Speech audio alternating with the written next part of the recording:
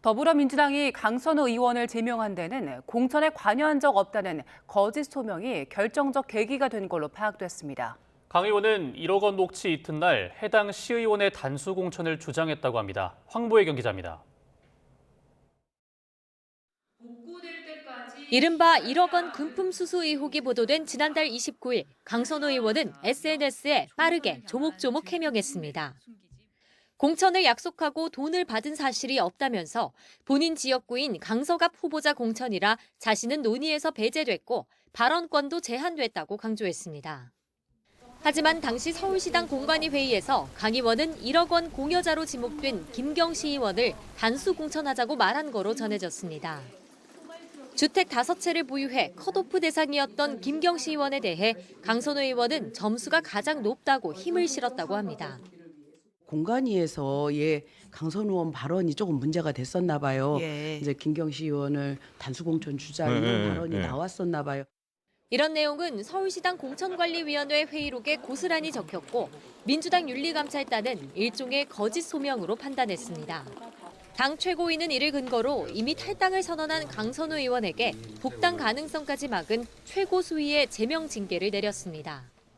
서울시당의 그 당시 공천관리위원회 회의록 같은 게 있을 거 아니겠어요? 윤리감찰단장으로부터 어제 보고를 받고 그런 정도의 결정을 한 것입니다. 김병기 전 원내대표는 당시 회의에 불참했는데 민주당은 비위 사실을 인지하고도 당에 알리지 않은 점을 문제로 보고 윤리심판원에 징계 심판을 요청했습니다. 도덕성을 뒤흔드는 여권 대형 악재에 국민의힘은 돈을 받고 공천장을 판 거라고 공세 수위를 끌어올렸습니다. 김병기 전 원내대표가 구의원들로부터 수천만 원의 정치 자금을 받았다는 의혹도 거론하며 의원직을 사퇴하라고 촉구했습니다. 탈당 도주국의 야밤의 제명쇼까지 더불어민주당의 공천헌금 사태가 전입 가경입니다. 강선우, 김병기 두 사람 모두 즉각 의원직에서 물러나야 합니다. 국민의힘은 또 금품 수수 탄원서를 이재명 당시 당대표가 묵살했다고 부각하며 이 대통령 역시 수사 대상이라고 압박했습니다. 민주당은 탈당을 선언한 강선우 의원을 속전속결 제명하며 논란 확산 차단에 주력하고 있습니다. 하지만 당시 당대표였던 이재명 대통령 이름까지 언급되는 등 파장을 두고 긴장감도 감돌고 있습니다. YTN 황보혜경입니다. 이재명 정부 초대 기획예산처 장관으로 지목된 이혜은 후보자를 둘러싼 폭로가 연일 이어지고 있습니다. 보좌진에게 아들 공항 픽업을 시켰다는 의혹까지 추가로 제기된 가운데 민주당에서 사퇴를 요구하는 목소리가 처음 나왔습니다. 김철희 기자입니다. 보좌 직원에 대한 폭언과 사적 심부름으로 논란의 중심에 선 예훈 장관 후보자. 이번에는 관용차를 사적으로 유용했다는 폭로가 터졌습니다. 바른정당 의원이던 지난 2017년 무렵 미국에 유학 간 아들이 귀국할 때마다 공항에 마중을 나가겠다는 건데 가족 일에 관용차를 이용하는 일이 여러 차례 반복된 것으로 전해졌습니다. 이 후보자의 친정 국민의힘 사무처는 후보자 본인보다 더 많은 것을 보고 느낀 CCTV와 블랙박스가 도처에 남아있다며 결단을 촉구했고 당 투톱까지 가세해 압박 수위를 최고조로 끌어올렸습니다. 직원에게 내가 너를 죽이고 싶다는 막말을 퍼붓는 사람에게 어떻게 국정 예산을 맡길 수 있겠습니까? 형수님에게 현란한 욕설을 내뱉었던 이재명 대통령이기에 별일 아니라고 선택한 거 아니냐. 논란이 수그러들긴커녕 증폭하자 잡음 최소화에 방점을 찍던 여권도 분화 조짐을 보였습니다. 대파색이 옅은 재선 장철민 의원은 보좌 직원 폭언을 주먹질보다 더한 폭력으로 규정하며 어떠한 공직도 맡아선 안 된다고 민주당에서 처음 사퇴를 촉구했습니다. 후임 원내사령탑 후보들도 잘한 인사란 생각은 별로 안 든다거나 국민이 수긍할지가 관건이란 등의 부정적 기류가 형성됐습니다.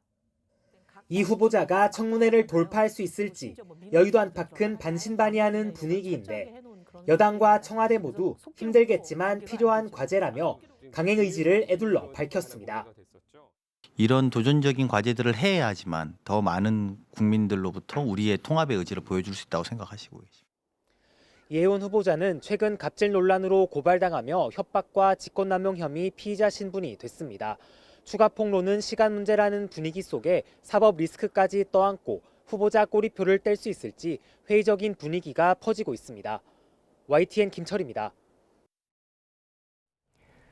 조희대 대법원장이 새해 시무식에서 내란 재판 중계를 언급했습니다. 조 대법원장은 재판 중계 방송으로 사법부를 향한 국민의 관심이 그 어느 때보다 높다며 구성원들에게 각별한 주의를 당부했습니다. 신규혜 기자가 보도합니다.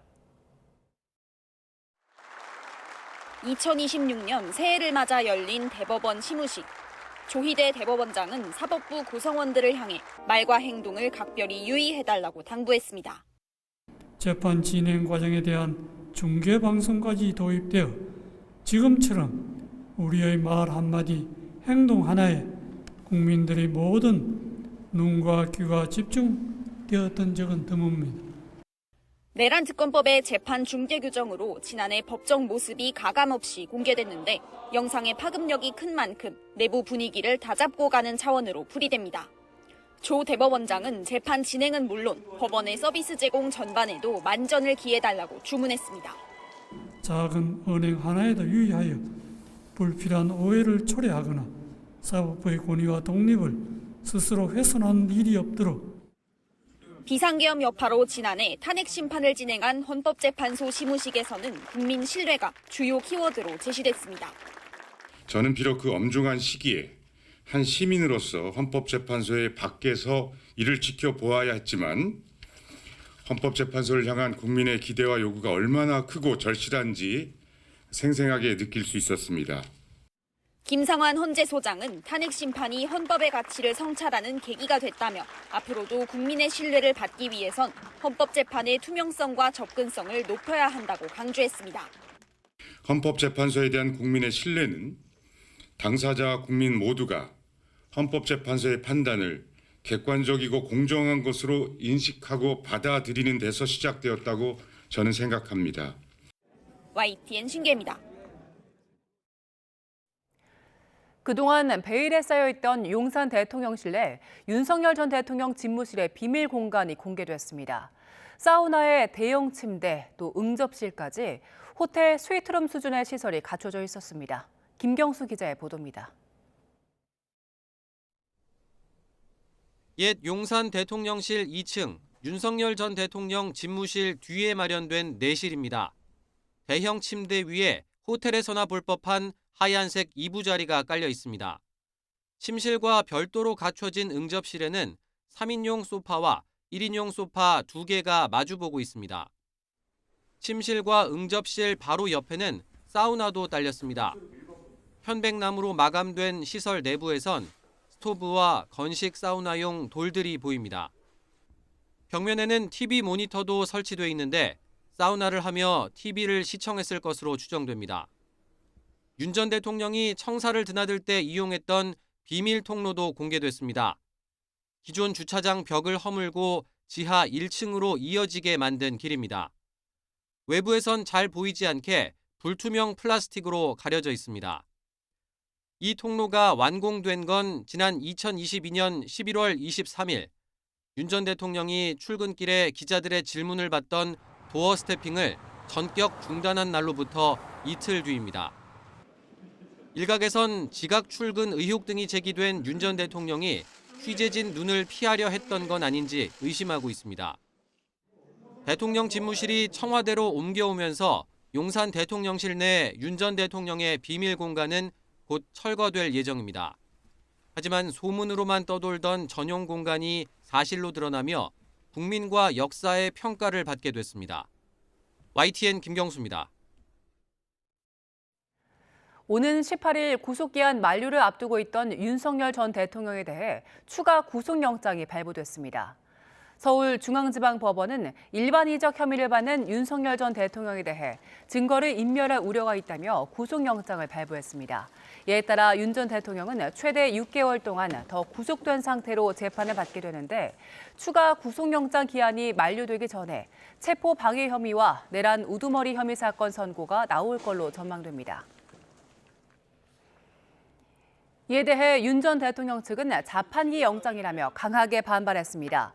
윤 전 대통령 측은 어제 이번 영장은 범죄에 따른 구속이 아니라 구속을 전제로 사유를 차후적으로 자동 완성한 거라며 이같이 밝혔습니다.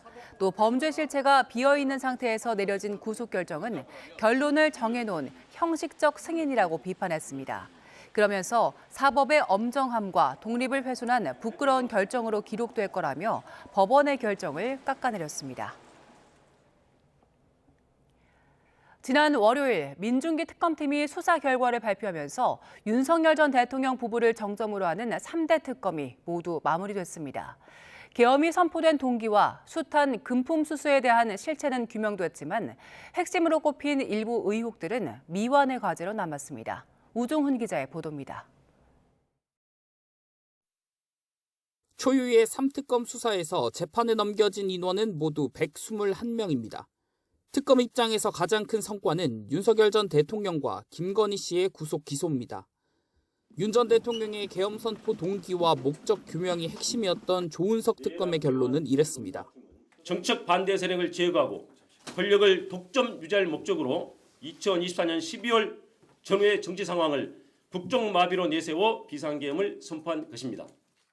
영부인 지위를 이용한 김건희 씨의 각종 금품 수수를 놓고 민중기 특검은 현대판 매관 매직이었다고 총평했습니다.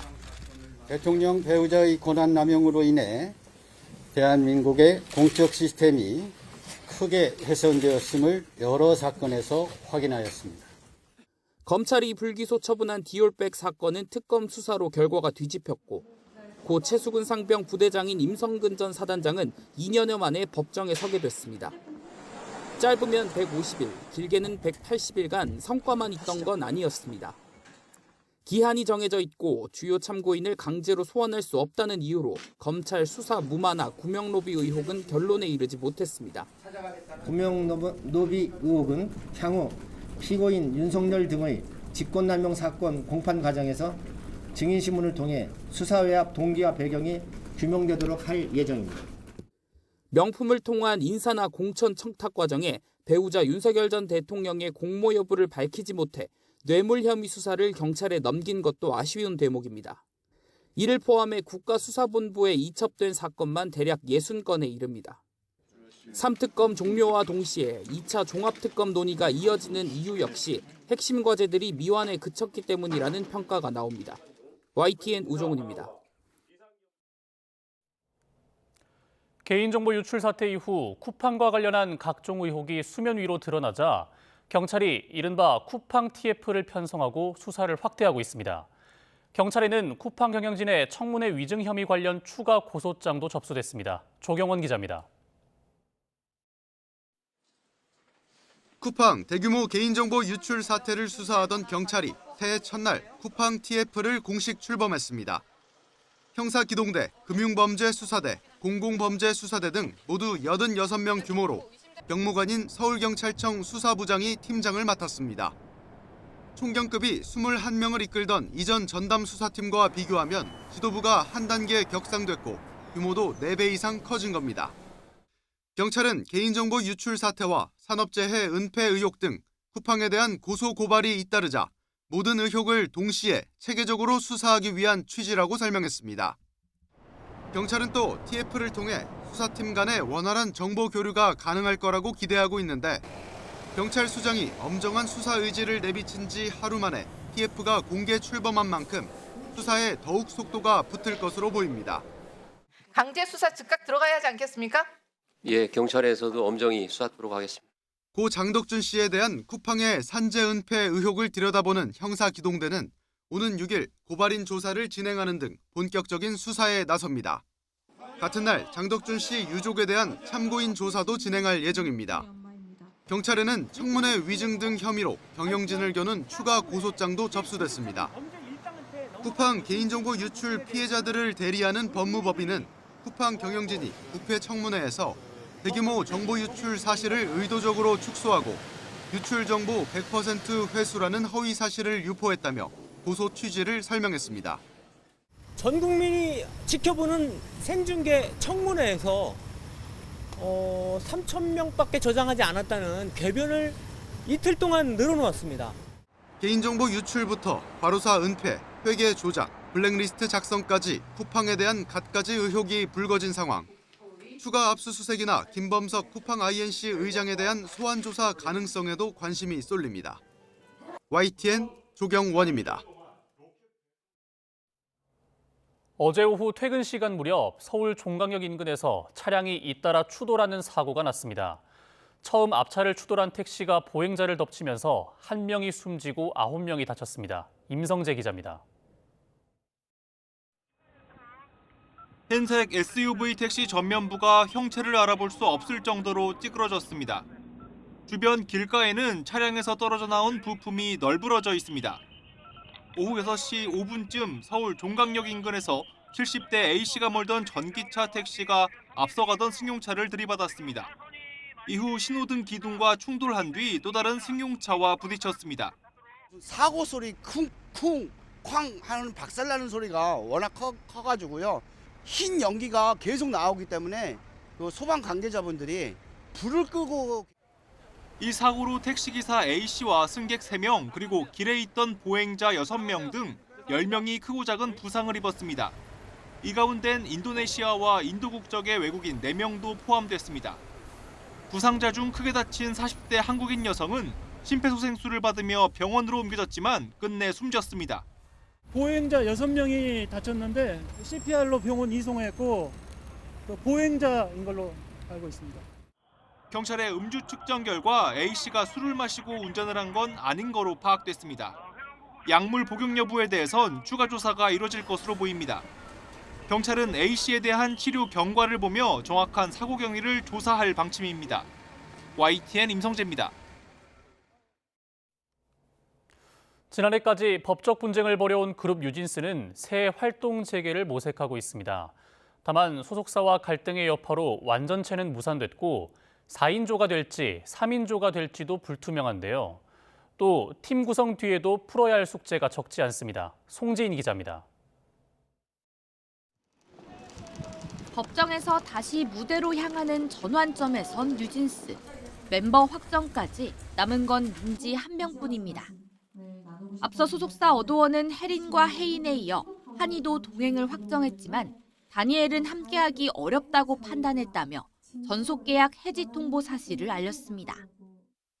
특히 다니엘의 가족이 미니진전 대표와 함께 그동안 뉴진스 이탈을 부추겨왔다며 400억 원대 손해배상 청구 소송까지 냈는데 민지까지 소속사와 이견을 좁히지 못한다면 3인조로 활동하게 될 가능성이 작지 않습니다.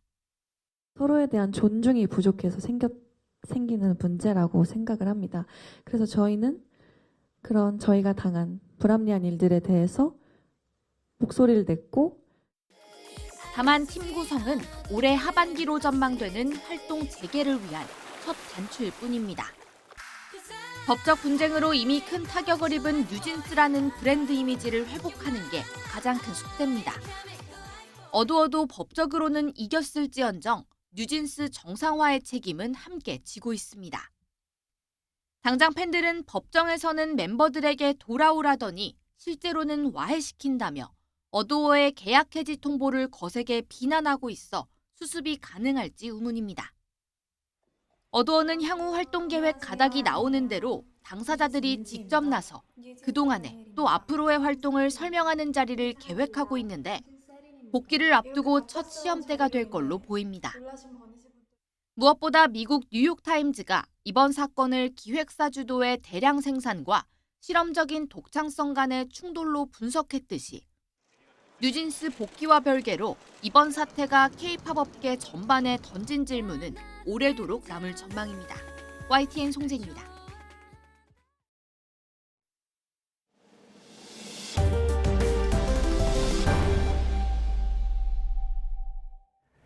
이재명 대통령이 오보 요인을 비롯한 다양한 계층의 국민을 청와대로 초청해 신년회를 열었습니다. 국민의힘은 행사에 불참했는데 이 대통령은 이 자리에서 국민 통합이 가장 시급하다고 강조했습니다. 홍민기 기자입니다. 청와대 영빈관에서 열린 2026년 신년회. 이재명 대통령 초청으로 우원식 국회의장과 조희대 대법원장을 비롯한 오부 요인, 또 정재계와 종교계, 군 지휘부 등 사회 각계각층에서 모두 100여 명이 모였습니다. 다만 국민의힘에선 주호영 국회 부의장만 참석하고 지도부 전원이 모습을 드러내지 않았습니다. 최근 통일교 특검과 이해운 후보자 지명 등을 둘러싸고 정부 여당과 대립각을 더 세우겠다는 의도로 해석됩니다. 빨간색과 파란색이 섞인 넥타이를 맨 이 대통령도 이러한 상황을 고려한 듯 국민 통합을 수차례 언급했습니다. 생각이 다르다는 이유로 서로 등을 돌리거나 차이가 극단적 대립의 씨앗이 되는 그런 사회는 결코 앞으로 나아갈 수 없습니다. 또 신년사에서 제시한 성장 전략 대전환과 대도약을 다시 꺼내들며 전제 조건으로 통합을 강조했습니다. 국민 통합이야말로 가장 중요하고 시급한 과제이고 건배사에 나선 우원식 국회의장은 국민 통합을 위해선 비상계엄 관련 사법 절차가 신속하게 마무리되는 것이 중요하다고 촉구하기도 했습니다. 이번 신년 인사회에선 한국 e스포츠의 대기록을 달성한 페이커 이상혁 선수 등 국민대표 11명에 대한 이 대통령의 훈장과 표창 수여도 진행됐습니다. 이 대통령은 앞서 열린 청와대 시무식에서도 올해를 대한민국 대도약의 해로 만들기 위해 공직자들의 역할과 책임을 당부했습니다. YTN 홍민기입니다. 공천 헌금 사태로 민주당이 직격탄을 맞은 가운데 정청래 대표가 신상 필벌을 강조하며 기강 잡기에 나섰습니다. 정 대표는 또 지방선거에 도움이 되지 않는 당무는 하지 않겠다며 오직 승리를 외쳤습니다. 윤웅성 기자입니다. 1억 원 공천 헌금에 연루된 강선우, 김병기 의원에게 칼을 빼든 다음 날 정청래 대표는 집안 단속에 집중했습니다. 최근 고민이 많았다면서도 징계에 나선 이유를 애둘러 이렇게 설명했습니다. 요 며칠 동안 번민의 밤을 보냈습니다. 그러나 신상 필벌을 명확히 하지 않으면 공과 사가 뒤섞이고 정 대표는 시도당 공천 과정을 매의 눈으로 지켜보고 불법이 확인되면 징계도 신속히 하겠다고 경고했습니다. 오는 6월 지방선거는 이재명 정부 성공의 분수령이라면서 당무도 승리를 위해선 양보하겠다고 선언했습니다. 앞으로 저의 당무는 지방선거에 도움이 되면 하고 지방선거에 도움이 되지 않으면 않겠습니다. 6.3 지방선거 승리에 올인하겠다. 최근 두문불출하는 장경태 의원까지 참석한 선거단 연석회의에서는 6.3 지방선거 로드맵도 나왔습니다. 공식 선거운동 한 달 전인 4월 20일까지 공천을 마무리하고 부적격 후보, 낙하산 공천 등을 없애는 사무원칙을 도입하기로 했습니다. 공천 헌금 논란을 차단하려는 의도로 풀이됩니다. 어수선한 분위기 속에 원내대표 보궐선거도 달아오르고 있습니다. 진성준 의원이 신호탄을 쏜 데 이어 새해 첫 평일 삼선 박정 백혜련 의원이 나란히 출사표를 던졌는데 4개월인 자녀 임기를 두고 미묘한 온도차를 보여 눈길을 끌었습니다. 역대까지 원내대표 재임을 한 경우가 없습니다. 그건 당연한 거라 생각하고요. 저는 연임 문제에 대해서 우리 당이 알가불가가 임기 문제를 다툴 시기가 아니라고 생각합니다. 정 대표는 신상 필벌을 외쳤지만 측근인 장경태, 최민희 의원에는 눈 감는 이중성이 문제라는 야당 비판이 나왔습니다. 166석 거대 여당에서 잊을만 하면 터지는 대형 악재에 지방선거를 앞둔 정 대표의 고민도 깊어지고 있습니다. YTN 윤웅성입니다. 국민의힘 장동혁 대표를 만난 이명박 전 대통령이 수고 보수는 퇴보라며 단합을 강조했습니다. 새 기자간담회를 진행한 장 대표는 계엄과 탄핵, 절연 등을 묻는 말에 정치적 의도가 있다며 12분 동안 작심 발언했습니다. 박정현 기자입니다. 국민의힘 장동혁 대표는 새해 첫 경청 행보로 이명박 전 대통령을 예방했습니다. 90도로 인사하는 장 대표 어깨를 토닥이며 반갑게 만난 두 사람. 자리에 앉은 이 전 대통령은 요즘처럼 야당하기 어려운 때가 없었다면서도 지금은 화합할 때라고 뼈있는 조언을 던졌습니다. 따뜻한 보수가 되고 미래를 향하는 보수가 돼야 된다. 수구보수 돼서는 안 되잖아요. 그건 퇴보지. 쓴소리를 열심히 받아 적은 장 대표는 뜻을 받들겠다면서도 통합과 단결은 물론 때론 결단도 필요하다고 말했습니다. 때로는 결단도 필요한 시기인 것 같습니다. 서울시장으로서 또 대통령으로서 보여주셨던 창의 그리고 도전 정신이 필요한 때이기도 한 것 같습니다. 이 전 대통령은 40여 분의 비공개 대화에서도 107명은 결코 작은 숫자가 아니라면서 지방선거 승리를 위해 거듭 화합을 당부했다고 합니다. 장 대표는 하지만 이어진 신년 기자간담회에서 보수 통합을 묻자 이렇게 답했습니다.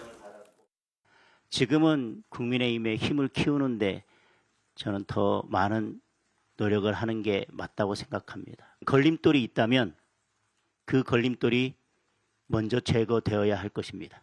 어떤 걸림돌은 당원들과의 관계에 있어서 직접 그것을 해결해야 될 당사자가 있습니다.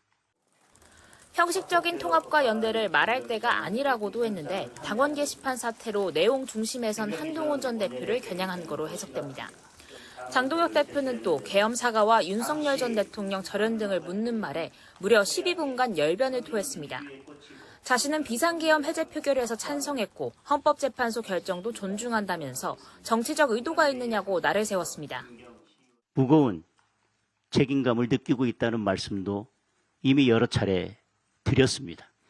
저에게 계속적인 입장을 요구하는 것은 다른 정치적인 의도가 있다고 밖에 연초부터 곳곳에서 노선 변화 요구가 터져나오고 있지만 훈수 정치는 비겁하다는 반대 목소리도 여전합니다. 장동혁 대표가 조만간 발표할 새 신안에 다양한 목소리를 어떻게 담아낼지 변곡점이 될 거로 보입니다. YTN 박정현입니다. 위성락 국가안보실장은 정보통신망법 개정안과 관련해 법 성안 과정에서 한미 간의 여러 의견 교환이 있었고 그 뒤에도 진행 중이라고 밝혔습니다. 위 실장은 어제 청와대 춘추관에서 열린 브리핑에서 정보통신망법 개정안에 대해 미국 국무부가 공식적으로 우려를 표명한 것과 관련한 질문이 나오자 미국 측에 우리 입장을 잘 알려가겠다며 이같이 말했습니다. 이어 해당 법안에 대해선 미국 측 의견이 반영된 점도 있는 것으로 알고 있다는 취지로 설명하며 물론 미국 입장에서는 반영된 부분이 충분하지 않다고 볼 수도 있겠다고 덧붙였습니다. 국민의힘은 미국 국무부가 우리 정보통신망법 개정안에 우려를 표한 건 관세 협상으로 발생한 통상 마찰이 다시 발생할 수 있는 경고 신호라며 법안의 원상 복구를 요구했습니다. 송원석 원내대표는 어제 기자간담회에서 이재명 대통령이 국민의 입을 틀어막는 반인권 폭거와 한미 외교 갈등의 주범으로 떠올랐다고 비판했습니다. 그러면서 독소 조항을 제거한 개정안을 조속히 발의할 테니 더불어민주당은 법안 통과에 협조해달라고 당부했습니다.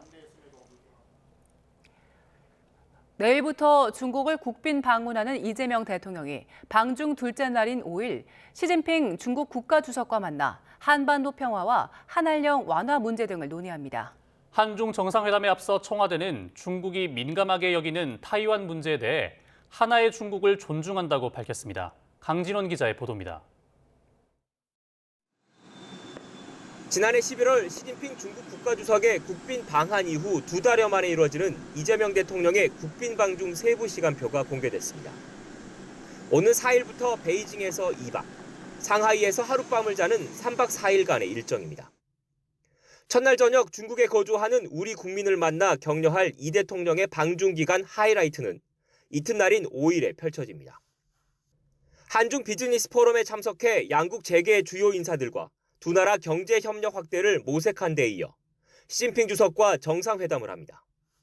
한중 양국이 직면한 민생과 평화의 문제를 해결하기 위한 실질적인 방안에 대한 심도 있는 논의를 가질 예정입니다. 테이블에 오를 핵심 의제는 한반도 평화와 한한령 완화 등을 포함한 경제 문제, 그리고 중국이 설치한 서해 구조물 등 양국 간 민감한 현안입니다. 특히 오는 4월 트럼프 미국 대통령의 중국 방문이 예상되는 상황에서 시진핑 주석을 통한 김정은 북한 국무위원장과 대화 모색에 관심이 쏠립니다. 한중 관계의 전면적인 복원이 한반도 문제 해결의 돌파구 마련에도 기여할 수 있도록 중국의 건설적인 역할을 당부하겠습니다. 방중 사흘째인 6일에는 중국의 경제사령탑인 리창 총리와 우리로 치면 국회의장 격인 자오러지 전인대 상무위원장과 대면합니다. 시진핑 주석에 이어 중국 내 권력 서열 2, 3위인 최고위급 인사를 잇따라 만나 양국 관계 발전 방안을 논의하는 겁니다. 베이징 일정을 마친 이 대통령은 상하이로 이동해 상하이 당서기와 만찬을 하고 다음 날인 7일 한중 벤처 스타트업 서밋과 상하이 임시정부 청사 방문 등의 일정을 소화한 뒤 귀국길에 오릅니다. 청와대는 이 대통령의 중국 방문을 앞두고 진행된 한중 외교장관 통화에서 중국 측이 하나의 중국 원칙 준수를 요구한 데 대해 우리 정부는 이를 존중하는 입장이라고 밝혔습니다. 중국이 민감하게 반응하는 타이완 문제와 관련해 불필요한 마찰을 피하려는 의도로 보입니다. 청와대는 한중 정상이 2달 간격으로 상대국을 국빈 방문하고 새해 첫 정상외교 일정을 함께하는 건 전례가 없다며 이번 방중이 양국 관계 발전에 새로운 장을 여는 계기가 될 것으로 기대했습니다. YTN 강진원입니다. 이재명 대통령은 중국 관영 CCTV와의 인터뷰에서 하나의 중국 원칙을 존중한다는 입장을 직접 밝혔습니다. 이 대통령은 어젯밤 방송된 인터뷰에서 한중 수교 당시 양국 정부가 합의한 내용은 양국 관계의 핵심 기준으로 여전히 유효하다며 하나의 중국을 존중하는 입장은 변함이 없다고 말했습니다.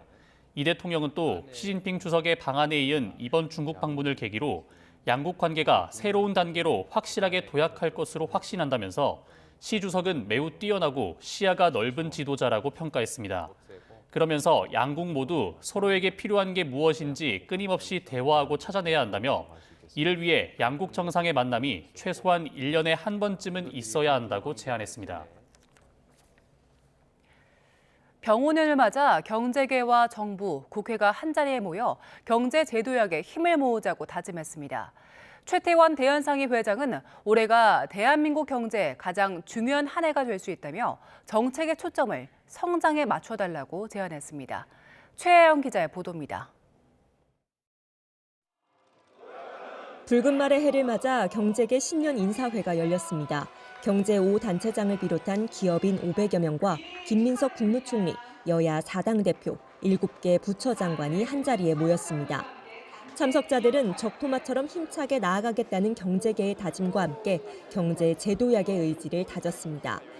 이 자리에서 최태원 대한상의 회장은 30년 전 우리 경제는 8%대 성장을 했지만 이후 5년마다 1.2%포인트씩 감소했고 앞으로는 마이너스 성장이 우려된다며 무서운 일이라고 지적했습니다.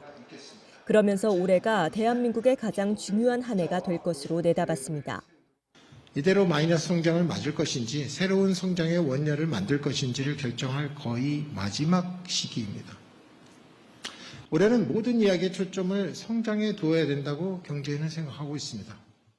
이어 가장 중요한 성장 원천인 인공지능 파도에 올라타려면 AI 세대를 위한 스타트업 시장을 키우고 기반 구조도 선제적으로 깔아야 한다고 강조했습니다. 새해 기업들은 경영 목표로 저마다 AI를 중심으로 한 기술 경쟁력 강화와 사업 혁신을 내세웠습니다. 삼성전자는 기술력으로 AI 시대를 선도하자고 강조했고 SK하이닉스는 1등을 넘어 초인류 기업으로 도약해야 한다며 선행 기술 개발과 속도감 있는 AI 기술 도입을 당부했습니다.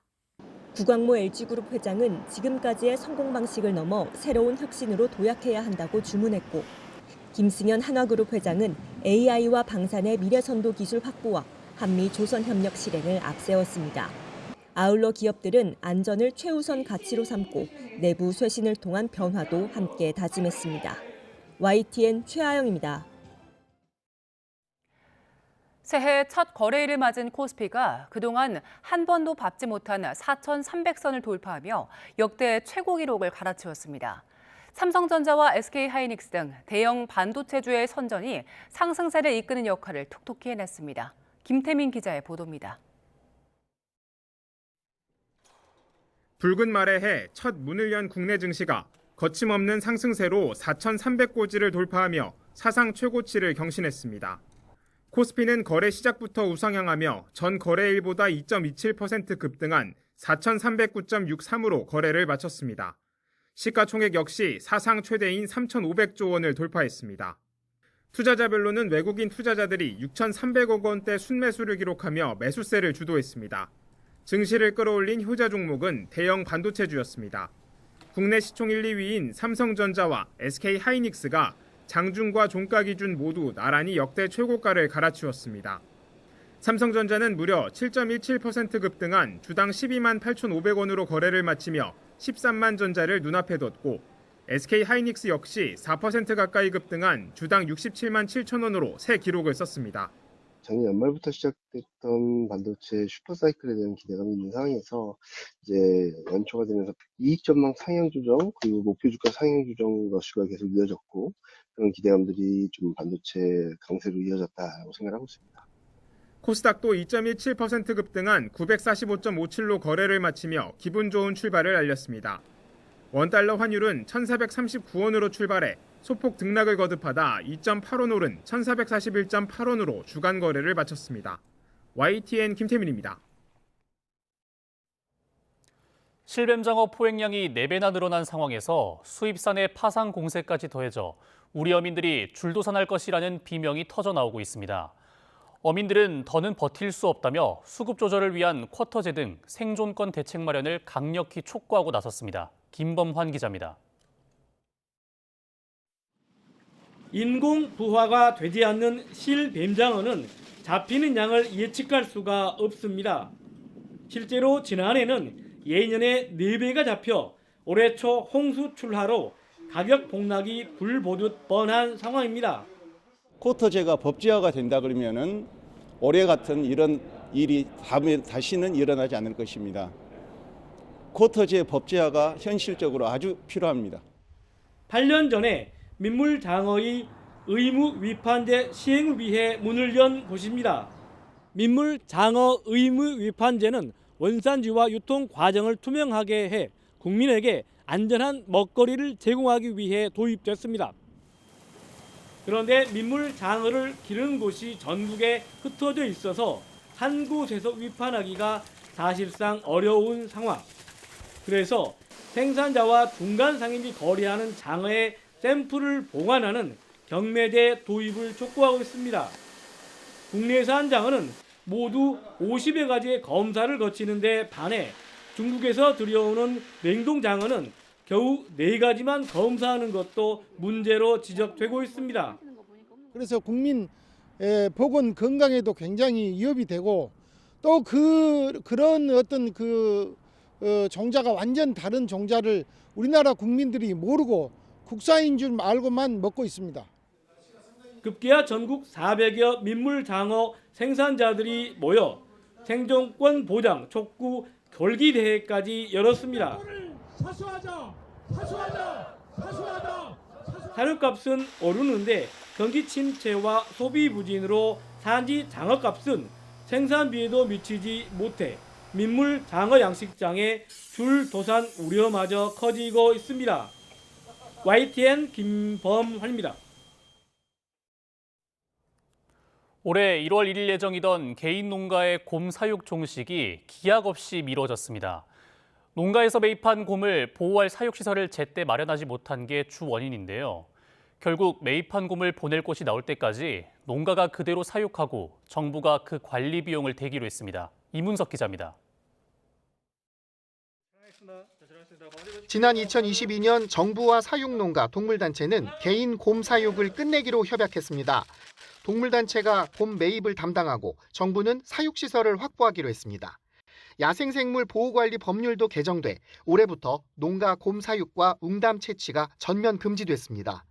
그런데 여전히 전국 11개 농가에서 199마리 곰이 우리에 갇혀 있습니다. 기후에너지환경부는 동물단체와 농가 간 가격 협상이 지연되고 있다고 밝혔습니다. 하지만 더 근본적인 문제가 있습니다. 사들인 곰을 사육할 시설을 정부가 충분히 확보하지 못한 겁니다. 지난해 지연 완공된 구례 곰 보호시설은 20여 마리밖에 더 여유가 없고 70마리 수용 규모의 서천 보호시설은 빨라야 내년 말에 공사가 끝납니다. 저희 시민단체에서 사육곰 농가와 매매 계약을 체결하더라도 사육곰들이 당장 갈 곳이 없다는 문제가 있습니다. 결국 정부는 농가 곰 사육 금지에 대한 벌칙과 몰수를 일단 6개월 뒤로 미룬다고 발표했습니다. 또 매입 후 갈 곳 없는 곰들을 농가가 임시 보호하게 하고 인건비와 관리비를 지급하기로 했습니다. 그러니까 최저인건비를 고려해서 월 250만 원 범위 내에서 마리당 한 10만 원에서 15만 원 정도 그렇게 지원할 생각이고요. 보호시설 준비 부족과 매매 지연으로 농가의 곰 사육 종식은 기약 없이 미뤄졌습니다. 동물단체는 부조한 곰을 해외 동물원이나 보호구역으로 이송할 수 있도록 정부의 적극적인 행정 지원을 요청했습니다. YTN 이문석입니다. 새해 첫날 스위스 스키 리조트에서 발생한 화재 참사로 40여 명이 숨진 가운데 부상자 중에서도 최소한 80명이 위독한 상태인 걸로 전해졌습니다. 참사 원인을 조사하고 있는 수사당국은 일단 샴페인 병에 꽂은 폭죽에서 천장으로 불이 옮겨 붙은 것으로 추정했습니다. 런던 조수연 특파원입니다. 밀폐된 술집 지하의 천장을 타고 불길이 번지기 시작합니다. 단 몇 초 만에 불은 실내 전체로 퍼졌고 새해맞이 파티를 즐기던 젊은이 200여 명이 좁은 탈출구로 몰리면서 끔찍한 참사로 이어졌습니다. 스위스 검찰은 샴페인병에 꽂은 폭죽이 천장에 닿은 것을 발화 원인으로 추정했습니다. Et le tout a été approché de trop près du plafond. De là, il s'est produit un embrasement rapide, très rapide et général. 검찰은 2015년부터 술집을 운영해온 프랑스인 부부를 대상으로 천장 방음제와 비상대 피로가 안전 기준을 충족했는지 등을 조사하고 있습니다. 전문가들은 출입구가 한 곳에 불과하고 너무 좁았던 게 인명피해를 키웠다고 지적했습니다. À partir de 200 personnes, il faut une sortie de secours de 90 cm et une de 1m20. Voilà. 술집의 안전 불감증과 함께 당국의 허술한 관리 감독에 대한 비판도 나오고 있습니다. 사망자가 많이 늘어날 수 있다는 우려도 커지고 있습니다. 100명이 넘는 부상자 가운데 최소한 80명이 위독한 상태인 것으로 전해졌습니다. 부상자들은 스위스는 물론 프랑스와 이탈리아 등 주변국으로 옮겨져 치료받고 있습니다. 교황은 희생자 유가족에게 위로를 전했고 자국 사상자가 발생한 이탈리아 외무장관도 직접 현장을 찾아 적극적인 지원 의사를 밝혔습니다. 희생자 추모 물결이 이어지는 가운데 대부분의 시신이 심하게 훼손돼 당국은 신원 파악에만 몇 주가 걸릴 것으로 예상했습니다. 런던에서 YTN 조수연입니다. 도널드 트럼프 미국 대통령이 이란 정부가 반정부 시위를 강경 진압할 경우 군사적으로 개입할 수 있음을 시사했습니다. 이란은 즉각 내정 간섭이라고 반발하면서 중동의 긴장이 높아지고 있습니다. 워싱턴 신윤정 특파원이 보도합니다. 트럼프 미국 대통령은 현지 시간 2일 소셜미디어에 이란이 평화 시위대에 발포해 살해할 경우 미국이 그들을 구출하러 갈 것이라고 썼습니다. 이어 우리는 출동하기 위해 완전히 준비된 상태라고 경고했습니다. 최근 이란 핵시설에 대한 예방적 선제 타격 가능성을 언급한 데 이어 내부 시위를 명분으로 군사 개입 의사를 드러낸 겁니다. Now I hear that Iran is trying to build up again, and if they are, we're going to have to knock them down. We'll knock them down.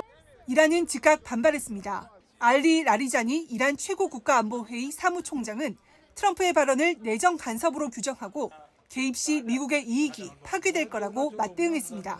ماجراجویی را ترامپ شروع کرد و مراقب سربازان خود باشند. 갈리바프 이란 의회 의장은 영내 모든 미군 기지와 병력이 공격 목표가 될 거라고 경고 수위를 높였습니다. 이란에서는 지난달 28일부터 화폐 가치 폭락과 고물가에 항의하는 시위가 엿새째 이어지며 최소 7명이 숨진 것으로 전해지고 있습니다. 테헤란 주민들은 내부 문제는 스스로 해결해야 한다며 합법적인 시위 보장을 촉구했습니다. غلطی نمیتونه بکنه. ما تهران که هیچ کس غلطی نمیتونن بکنه. از چیزی به اونا ربطی نداره. 지난해 6월 이란 핵시설 폭격 이후 최고 수위의 위협을 주고받으며 미국과 이란 간 긴장감이 고조되고 있습니다. 워싱턴에서 YTN 신윤정입니다. 거동이 불편해 요양시설에 머무는 어르신들이 가상현실, VR 기기를 통해 고향집을 방문하고 세계 여행을 떠나고 있습니다. 이에 따라 치매 증상 완화와 우울감 해소에 큰 도움을 얻고 있다고 합니다. 한상옥 기자입니다. 미국 캘리포니아의 한 실버타운. 어르신들이 커다란 안경 모양의 가상현실 VR 장비를 쓰고 미소를 지으며 손을 흔듭니다. 웅장한 산악 절경 속에서 하이킹하고 카트라이더도 타고 콘서트도 즐깁니다. I think they're fun. It lets you get out of your own environment and either go to a new place or visit places where you've been. 보스턴의 한 스타트업 기업이 개발한 이 플랫폼은 노인들의 사회적 고립을 막기 위해 제작됐습니다. 단순히 화면만 보는 게 아니라 여러 명이 동시에 접속해 대화를 나누며 함께 여행하는 것이 핵심입니다. 최근 미 국립보건원은 이 기술의 효과를 인정해 우리 돈 60억 원 규모의 연구비를 지원하기로 했습니다.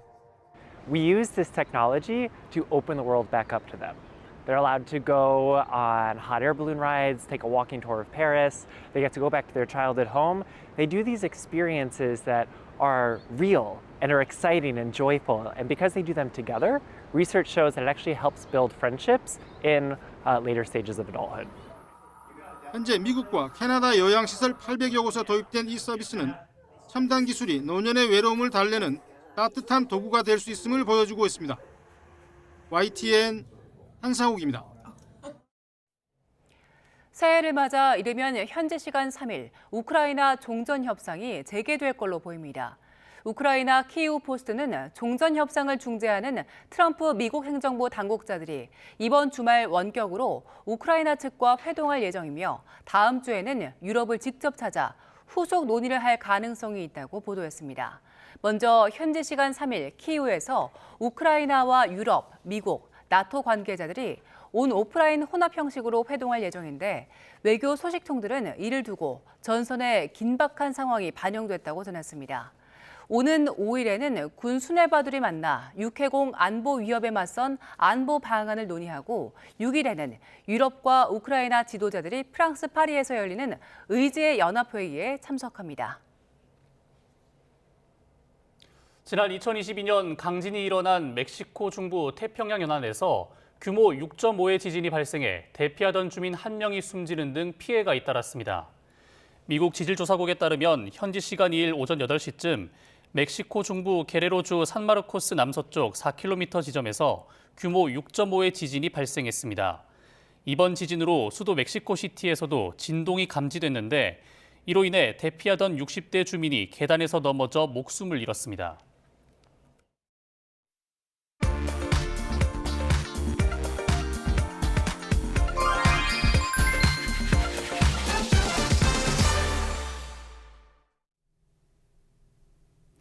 오늘은 새해가 지나고 맞는 2026년의 첫 주말입니다. 요 근래 주말은 추운 날씨와 좋지 않은 기상 상황이 겹치면서 고속도로 교통량 적었었는데요. 이번 주말은 조금 다르겠습니다. 새해 징검다리 연휴가 쭉 이어지면서 고속도로 다소 혼잡하겠고 특히 토요일인 오늘은 지난주보다 약 25만 대가량 차가 더 늘어나겠습니다. 그중 지방 방향으로 이동하신다면 50번의 영동선 정체가 가장 길겠는데 아마 겨울 스포츠를 즐기러 강원권으로 떠나는 분들이 많겠습니다.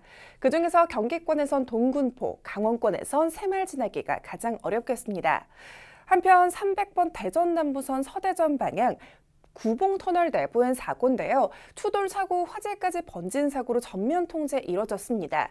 지금은 1차로로 통행 가능해져서 뒤쪽으로는 짧은 구간 속도감도 떨어지니까 비상등 활용 적극적으로 해주셔야겠고요. 104번 남해 이지선 위로도 사고인데 위치는 가락나들목 진출로고요. 김해 방향입니다. 진출하실 분들은 속도 꼭 줄여주시기 바랍니다. 15번 서해안고속도로 목포 방향 서서울요금소 일대 3차로 쪽에도 돌발 상황이 있는데 요금소 통과하시는 분들 주의 운전 필요하겠고요. 어제는 서해안 중심으로 많은 눈이 내렸었는데 기온이 뚝 떨어지면서 도로 살얼음 가능성 높으니까요. 항상 과속은 피해 주시기 바랍니다. 전방 주시 잊지 마시고요. 고속도로 교통방송 양정원이었습니다.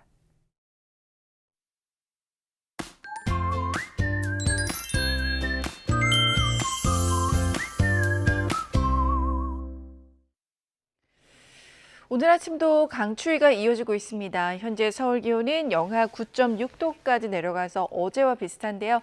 다행히 낮부터는 영상의 기온을 회복하면서 추위가 누그러질 전망입니다.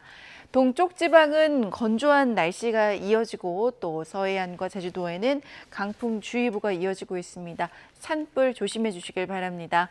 오늘 충남 서해안은 오후까지 1cm 미만의 눈이 오겠고 경기 남부 서해안은 눈발이 예상됩니다. 또 국외 미세먼지 영향으로 오늘 밤부터는 수도권과 충청, 전북은 공기가 탁해질 것으로 보입니다. 현재 기온 살펴보겠습니다. 현재 춘천이 영하 13.8도, 안동 영하 11.8도, 그리고 대구가 영하 5.6도고요. 낮 기온 살펴보면 서울이 영상 2도, 청주와 세종, 대전이 4도, 창원과 부산은 7도까지 오를 것으로 보입니다. 당분간 대체로 맑고 제주도는 눈비 소식이 잦을 전망입니다. 날씨였습니다. 뉴스타트 2부 마칩니다. 잠시 후 3부가 이어집니다. 시청해주신 여러분 고맙습니다.